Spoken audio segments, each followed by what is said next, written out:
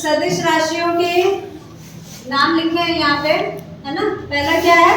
विस्थापन, इसको कहते हैं डिस्प्लेसमेंट। क्या कहते हैं? डिस्प्लेसमेंट।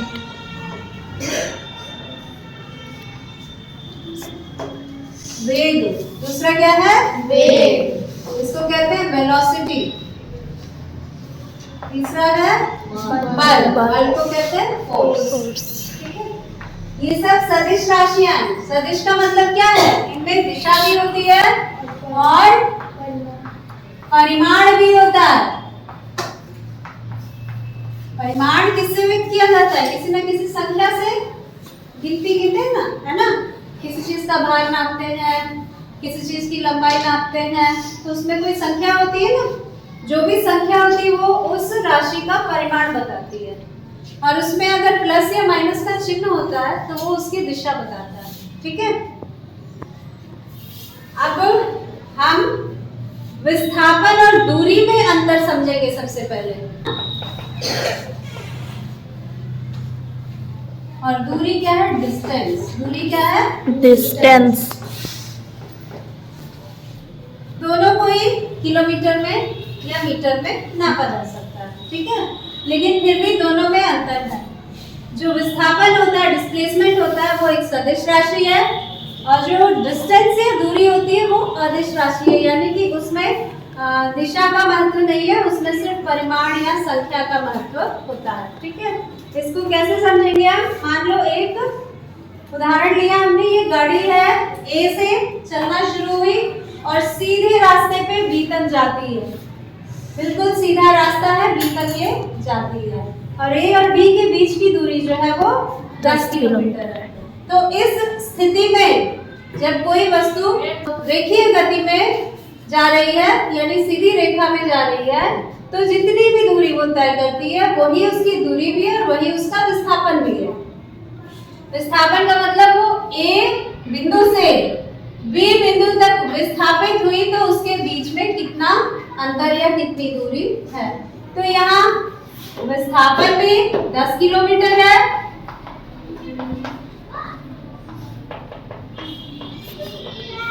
और दूरी भी उसी के बराबर है। ठीक है, पहला केस तो ये हुआ। दूसरा केस ये है, मान लो कि ये गाड़ी सी से डी तक जा रही है, इसका भी जो दूरी है वो 10 ही किलोमीटर है, सीधी दूरी, लेकिन ये सीधे रास्ते पे ना चल के टेढ़े मेढ़े रास्ते पे चलती है। ठीक है, जैसे कभी हम लोग रास्ता खराब होता है मेन रोड, तो हम गली कुचे से होके जाते हैं ना, कहीं भी, समझ रहे हो ना, रास्ता बदल के जाते हैं, तो रास्ता क्या होता है, थोड़ा बढ़ जाता है ना। तो वही हुआ है, सी से डी के बीच में जो सीधी दूरी है 10 किलोमीटर, वो न जाकर ये गाड़ी कैसे जा रही है? टेढ़े मेढ़े रास्ते से जा रही है। तो जो रास्ता ये तय कर रही है उसकी टोटल अगर हम लंबाई नापें या दूरी नापें तो वो हो रहा है 15 किलोमीटर। गाड़ी में बताता है ना, स्पीड बताता रहता है, कितना आपने किलोमीटर तय किया वो भी बताता है। ठीक है, तो वो 15 किलोमीटर इसने दूरी तय की। लेकिन सी से डी की सीधी दूरी कितनी है? 10 किलोमीटर। 10। तो जो एक बिंदु से दूसरे बिंदु की, यानी कि स्टार्टिंग पॉइंट से लेके एंड पॉइंट की जो सीधी दूरी होती है उसको हम कहते हैं विस्थापन। उसको क्या कहते हैं? तो यहाँ पे विस्थापन कितना है? 10। यहाँ पे विस्थापन 10 ही किलोमीटर है ना। लेकिन यहाँ दूरी कितनी तय की? 15। गाड़ी ने दूरी तय की 15 किलोमीटर।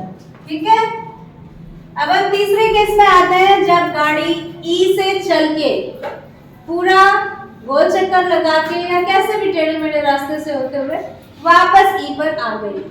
कोई जरूरी नहीं कि एकदम सर्कुलर पाथ पे ही जाए, कैसा भी टेढ़ा मेढ़ा रास्ता अपनाते हुए ऐसे भी जा सकती है ना।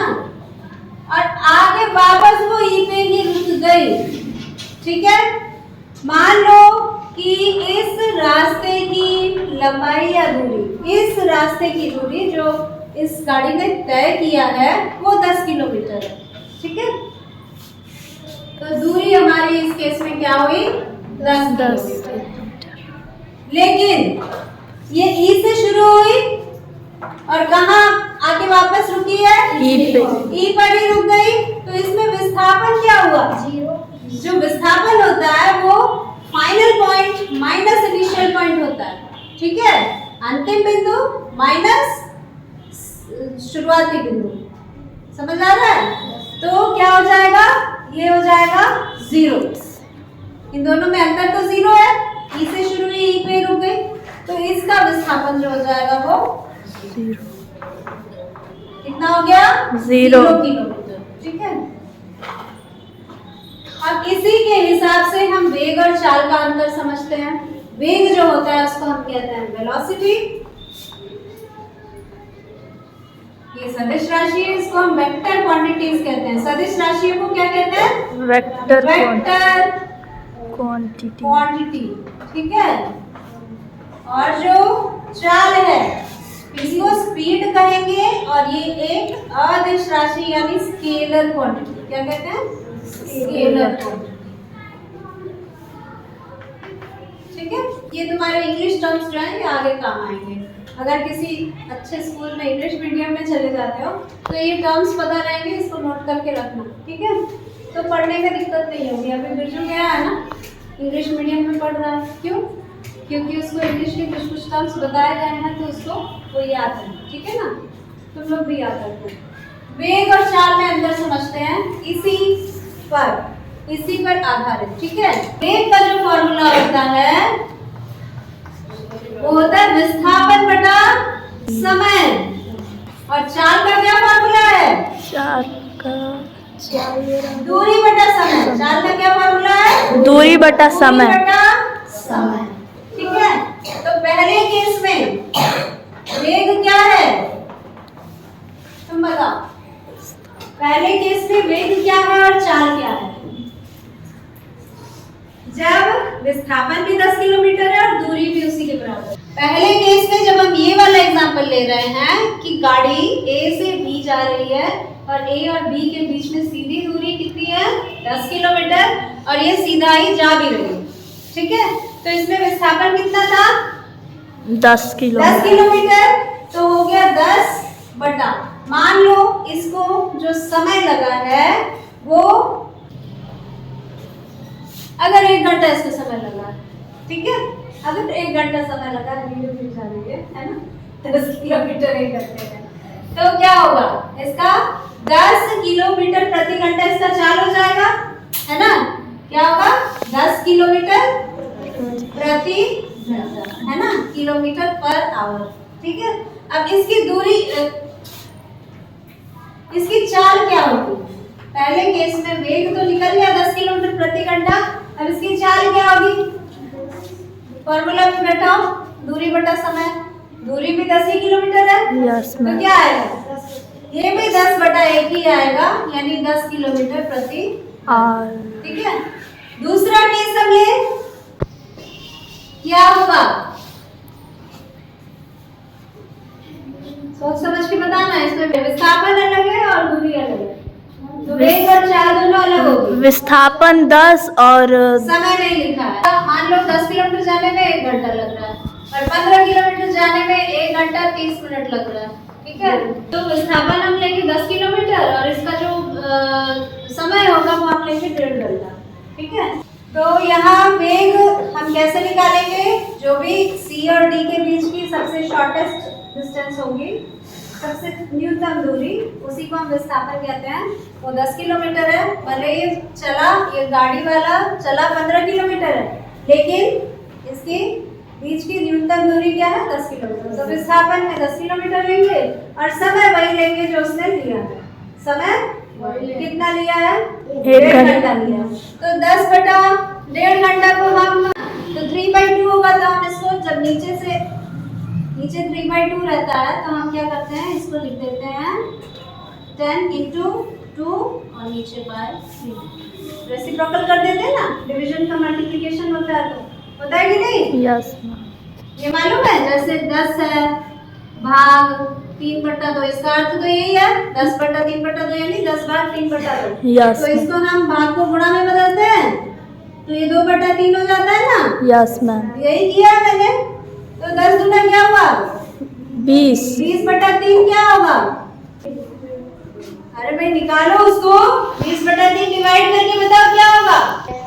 6 ठीक है, 6 रिपीट होता है तो हम यही लिख देंगे 6.66 और क्या यूनिट रहेगी, किलोमीटर पर आवर। ठीक है, वेग तो निकल गया, चाल कैसे निकलेगी। चाल के लिए क्या फॉर्मूला था, दूरी बट्टा दूरी बटा समय। दूरी कितनी है, देखो यहाँ लिखी है, दूरी कितनी है 15 किलोमीटर। तो हम ऊपर लगाएंगे 15 किलोमीटर। समय वही होगा जो इसने लिया है, यानी कि कितना, 1.5 घंटे। तो 1.5 घंटे को हमने क्या किया था, 3/2 लिखा था और फिर उलट के इसको लिख दिया था 15 गुणा 2/3 आ जाएगा। तो 15 का 2 से गुणा कर कितना आएगा, 30। 15 दूना 30 बटा 3, 10 ये बार कितना आएगा 10। तो चाल कितनी निकल गई, 10 किलोमीटर प्रति घंटा, घंटा। है ना। अब यहाँ पे वेग और चाल में अंतर आ गया, वेग और चाल में अंतर आ गया। यस क्यों, क्योंकि विस्थापन और दूरी में अंतर है। समझ आ रहा है। Yes ma'am. तीसरा केस जब हम लेंगे, पहले को मिटा दे। मान लो इसने 1 घंटा लिया है, ठीक है, टाइम इसका है 1 घंटा, विस्थापन कितना है 0 है, विस्थापन 0 है, तो 0/1 घंटा लिखो या 0/5 घंटा लिखो, आंसर क्या आएगा 0। तो इसमें वेग हो जाएगा 0 किलोमीटर प्रति घंटा। लेकिन चाल क्या होगी, चाल क्या होगी, दूरी बट्टा दूरी समय। बटा समय। दूरी कितना है 10 10 किलोमीटर। किलोमीटर, है ना, और समय 1 घंटा, तो ये हो गया 10 किलोमीटर प्रति घंटा। समझ आया। यस। वेग और चाल में अंतर हो रहा है, क्यों हो रहा है, क्योंकि विस्थापन और दूरी में अंतर है। और विस्थापन कैसी राशि है, सदिश राशि। और इसी प्रकार से वेग भी सदिश राशि है। ठीक है, चाल कैसी राशि है, अदिश, अदिश। है ना, दूरी भी अदिश राशि है। ठीक है, तो दूरी वही मानते हैं जितना दूरी किसी गाड़ी ने या चलने वाले व्यक्ति ने कवर की है, तय की है, ठीक है, वो उसकी दूरी हो जाती है। और जहाँ से शुरू किया और जहाँ जाके रुका है, उन दोनों बिंदुओं के बीच में जो सबसे छोटी दूरी होती है, सबसे न्यूनतम दूरी, उसको हम विस्थापन कहते हैं। ठीक है, अगर एक बिंदु से चल के कोई वस्तु वापस उसी बिंदु पे आ जाती है तो विस्थापन क्या हो जाता है 0। है ना, 0 किलोमीटर या 0 मीटर जो भी दिया है ना, और इसी हिसाब से वेग भी क्या हो जाता है 0। ठीक है।